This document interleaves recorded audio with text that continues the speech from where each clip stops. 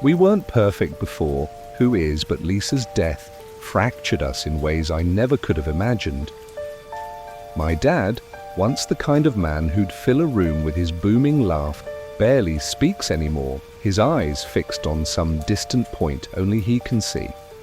My mum, always the nurturer, threw herself into every charity event she could find, as if organising bake sales and fundraisers could stitch together the gaping hole Lisa left behind. And me, I've been stuck wading through a fog of anger, looking for someone to blame, something to make sense of it all. Lisa was the glue that held us together. She had this warmth, this effortless way of making everyone feel seen. Outgoing, always laughing, she was the kind of person people gravitated to like moths to a porch light. Her smile could disarm anyone, and her laugh, it was this infectious thing, high and bright, like wind chimes on a summer day. She loved hiking, photography, and the outdoors, always chasing the next trail, the next perfect shot of a sunset, or a wildflower clinging to a cliff.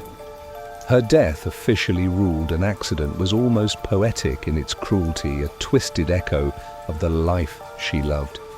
She slipped while hiking and fell into a ravine. At least that's what the police report said, typed up neatly in black ink, as if her life could be reduced to a few lines on a clipboard. The officer who delivered the news had a tired look in his eyes, like he'd seen too many tragedies to feel this one. I remember standing in our living room, the air thick with the scent of my mum's lavender candles, as he handed us the report. My dad took it, his hands trembling, and my mum just stared at the floor, her fingers twisting the hem of her sweater. But if that's true, if it was just a slip, why does it feel like her ghost never left? Why does it feel like she's still here? Lingering in the corners of our house, in the quiet moments when the world goes still. Lisa's ex-boyfriend Matt was never part of our family, not really. He and Lisa dated for about a year before she broke it off. I didn't know much about him at first, just that he was older, maybe late 20s, with a quiet intensity that made me uneasy. Lisa told me he was controlling, obsessive, always texting her, showing up unannounced at her job or her apartment, making passive, aggressive comments when she spent time with her friends. I can still see her sitting at our kitchen table, her auburn hair pulled back in a messy bun, rolling her eyes as she showed me his texts. "Look at this," she'd say. Holding up her phone, he's asking where I am again, like I owe him a play-by-play. She'd laugh it off, but there was a tightness in her voice, a flicker of unease in her green eyes. I remember her joking about it once, calling him my stage 5 clinger over a glass of wine at our parents' house. The way she said it with that half smile made me chuckle, but it wasn't funny. Not really. There was something about Matt that felt off like a shadow that lingered too long after the light moved. I met him only a handful of times at awkward dinners or brief encounters when he'd pick her up.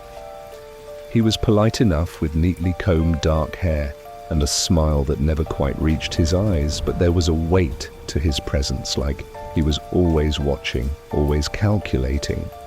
After the breakup, Matt didn't take it well. He kept texting her, leaving voicemails that she'd delete, without listening to even sending her flowers at work, those big, ostentatious bouquets that screamed desperation. I'd visit her at the coffee shop where she worked, the air thick with the scent of roasted beans, and she'd show me the latest note attached to a dozen roses, "Thinking of you always, Matt."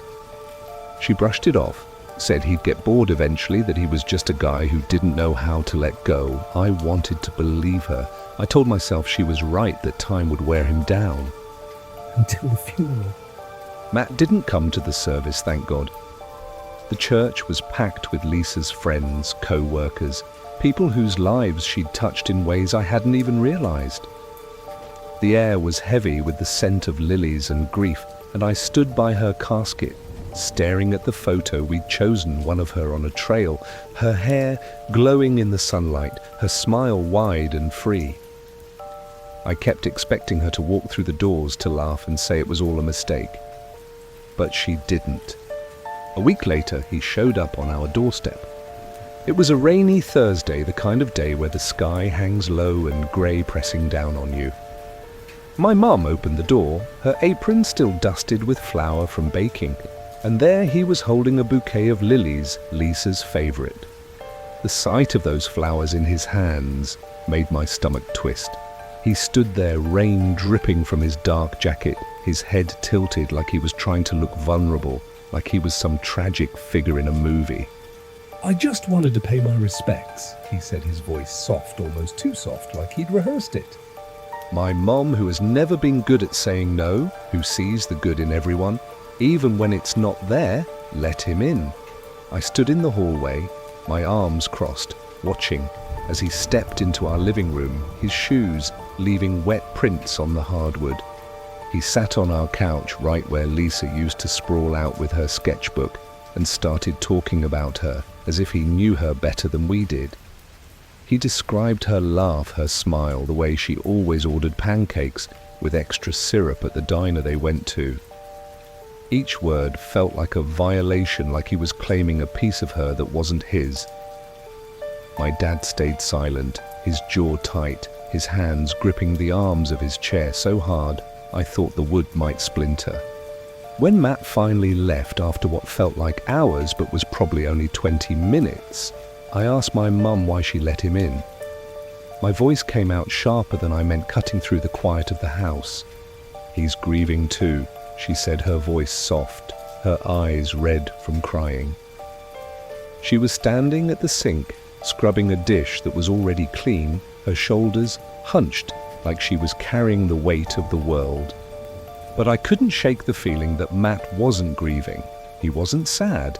He was lurking like a predator, circling, waiting for something I couldn't name. Over the next few months, Matt kept appearing like a ghost that refused to be exorcised. He showed up at family barbecues, holiday dinners, even my dad's birthday party, always uninvited, always with some flimsy excuse. "Your mum said it was okay," he'd claim, or "I thought Lisa would have wanted me here." His voice was always calm, his smile always just a little too perfect, like he'd practiced it in a mirror. My parents, blinded by their own grief, let it slide. They'd lost their daughter, their light, and they didn't have the energy to push back against someone who seemed to be mourning her too. "He's harmless," my mom said one night after Matt left our Thanksgiving dinner, his plate barely touched. "He just misses her." But it wasn't harmless, not when he started asking questions, probing in ways that felt too deliberate, too pointed. Last Christmas, the first one without Lisa, was when things started to feel truly wrong. The house was decorated, but it felt hollow, the twinkling lights and tinsel a mockery of the joy we used to feel. We'd gathered in the living room, the fire crackling, the smell of pine and cinnamon in the air. Matt showed up, of course, with a bottle of wine and that same unsettling smile. I was in the kitchen slicing a loaf of bread when he cornered me. "She was different with me, you know," he said, leaning against the counter, his body too close, his voice low, like we were sharing a secret. I stiffened the knife in my hand, suddenly feeling heavy. "What's that supposed to mean?" He smiled, that thin, unsettling smile I'd seen so many times, the kind that made my skin crawl. She told me things she wouldn't tell anyone else. Like what I set the knife down, my heart pounding, but I kept my voice steady. His smile widened, his eyes glinting in the dim light of the kitchen, like how she wasn't scared to die. The words hit me like a punch to the chest. I stared at him, searching his face for some hint of a lie, but he just stood there, calm, unblinking. I wanted to grab him, shake him, demand to know what he meant, but my parents' voices carried in from the living room, and I didn't want to make a scene, not on Christmas. That night, after everyone had gone to bed, I went through Lisa's journals. She was the type to write everything down, her thoughts, her plans, even little grocery lists scribbled in the margins. I'd kept her journals in a box under my bed, unable to part with them, but too afraid to read them until now. I sat on my bedroom floor, the hardwood cold against my legs, and flipped through the pages. Most of it was normal. Lisa stuffed song lyrics, doodles, random observations about the world. A sketch of a bird she'd seen on a hike, a note about a new coffee blend she wanted to try. But then I found the entry tucked near the back of her last journal, the one she'd been writing in just weeks before she died. I think Matt's been following me. He won't stop texting. Keeps saying he knows something I don't. I'm starting to feel like I can't shake him. The words were written in her neat, looping handwriting, but there was a shakiness to them, like she'd written them in a hurry. I read the entry again and again, my heart racing, the room suddenly feeling too small, too quiet. I showed it to my mum the next morning, expecting her to finally see reason, to understand that Matt wasn't just grieving, that something was wrong. But she waved it off her eyes, tired her hands busy folding laundry. Lisa was dramatic sometimes, she said. I'm sure it's nothing. I wanted to scream, to shake her, to make her see what I saw. But she was so fragile, so lost in her own pain that I couldn't push her. Not then. A few days later, I saw Matt's car parked down the street. It was a beat-up sedan, dark blue, with a dented fender that made it unmistakable. I'd noticed it before idling near the corner of our quiet suburban street, but I'd convinced myself it was a coincidence, that I was being paranoid. This time, though, as I stood on our front porch, the winter air biting at my cheeks, I knew he wasn't just passing through. He wasn't visiting someone else. He wasn't watching our family. He was watching me. I started noticing him everywhere after that. At the grocery store, lingering in the produce aisle, his eyes flicking away when I caught him staring. At the park, where I'd take my morning jog, his car parked just far enough away to seem innocent. Each time he'd have an excuse, a reason to be there, but they were flimsy, transparent. I started keeping a mental list of every encounter, every glance, every moment that made my skin prickle. I didn't tell my parents. They wouldn't understand, not when they were still inviting him to family events, still treating him like a wounded puppy instead of a threat. Last week was my dad's birthday, another milestone without Lisa. My mum had gone all out, cooking his favorite meal, roast beef and mashed potatoes, the house filled with the warm, savory smell. She'd even put up a banner, though it sagged in the middle, a sad reminder that nothing felt festive anymore. I was setting the table, the clink of plates loud in the quiet house, when the doorbell rang. I knew it was him before my mum even opened the door. Matt stood there holding a gift he claimed Lisa would have bought, a coffee table book about hiking trails, its glossy cover gleaming under the porch light. My dad's face tightened, but he said nothing, just nodded as Matt handed him the book. I couldn't take it anymore. I'd been holding it in for months, swallowing my anger, my fear, but something snapped. I followed Matt outside, away from my parents, the cold night air hitting my face like a slap. What the hell are you doing here? I snapped, my voice low but shaking with rage. His smile didn't falter, that same practiced curve of his lips. Paying my respects, he said, as if it was the most natural thing in the world. Lisa broke up with you. She wanted nothing to do with you. Why can't you let her go? His eyes darkened just for a moment, a flicker of something cold and hard. She told you that? Yes. He took a step closer, his voice dropping to a whisper so low I could barely hear it over the rustle of leaves in the wind. She told me a lot of things too. Things she didn't tell anyone else.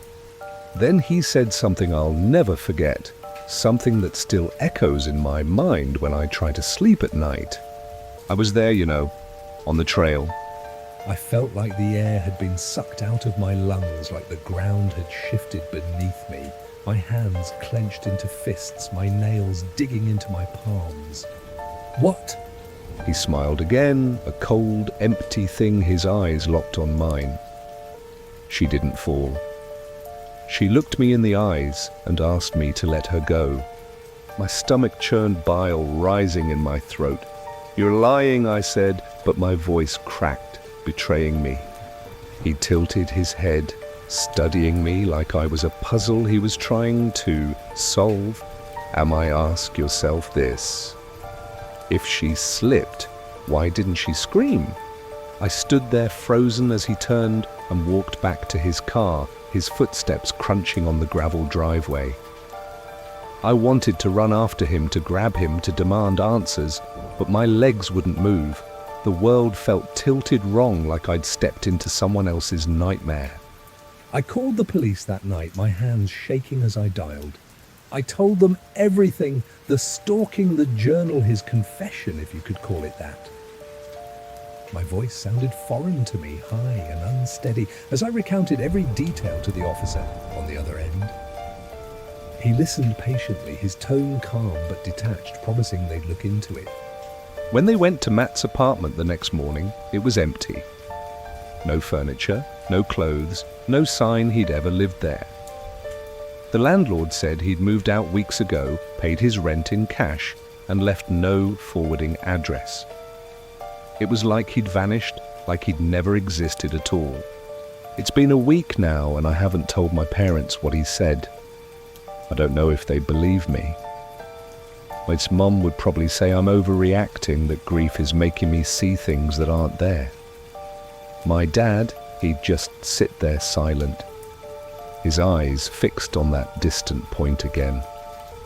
I can't bring myself to put this on them, not when they're already so broken. Every night I double-check the locks, my fingers lingering on the deadbolt, my heart pounding as I listen for any sound out of place. Every night I sit in my bed, clutching my phone, too scared to sleep, the darkness pressing in like it's alive. I keep Lisa's journals close, stacked on my nightstand, their worn covers a reminder of her voice, her presence. I tell myself I'm being paranoid, that Matt's gone, that he was just messing with me. But I can't shake his words, the way he said them, the way his eyes seemed to bore into me like he knew something I didn't. Last night I finally decided to look through Lisa's journals again. I don't know why. Maybe I thought I missed something, some clue that would make sense of it all. Maybe I was looking for answers, for her voice to guide me one more time.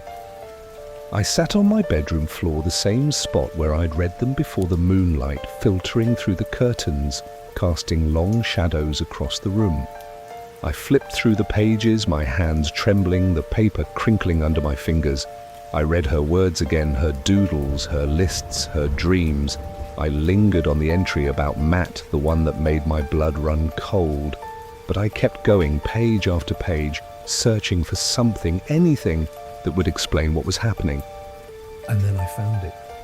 The last page, which had been blank before now, had a single sentence scrawled across it in jagged black ink, the kind of handwriting that didn't look like Lisa's, didn't look like anyone's. I knew. He's not watching, he's inside. I stared at the words, my breath catching in my throat. The room felt colder, the shadows sharper, like they were closing in. I checked the locks again, my bare feet cold against the hardwood, my heart hammering so loud I thought it might wake the house. I looked out the windows, peering through the gaps in the curtains, but the street was empty, silent, bathed in the pale glow of the moon. I don't know who wrote that sentence. I don't know if it was Matt or someone else, or if I'm losing my mind. All I know is that every creak of the house, every rustle of the wind feels like a warning now. I keep my phone charged, my finger hovering over the emergency call button, but I don't know who to call or what to say. How do you explain something you don't understand? How do you fight a ghost that might not even be real? I haven't slept properly since that night. I keep Lisa's journals close, but I'm too afraid to open them again, too afraid of what else I might find. I see Matt's face in my dreams, that cold, empty smile, his voice whispering those words. She didn't fall. I see Lisa on that trail, her hair glowing in the sunlight, her eyes wide with fear, as she looks at him, as she asks him to let her go. And I wonder in the quiet moments when the house is still and the world is asleep if she's still out there trying to warn me. If she's the one who wrote those words, or if it's something else, something darker, something I can't yet name. All I know is that he's out there, or maybe he's closer than I think, and I'm running out of time to find out.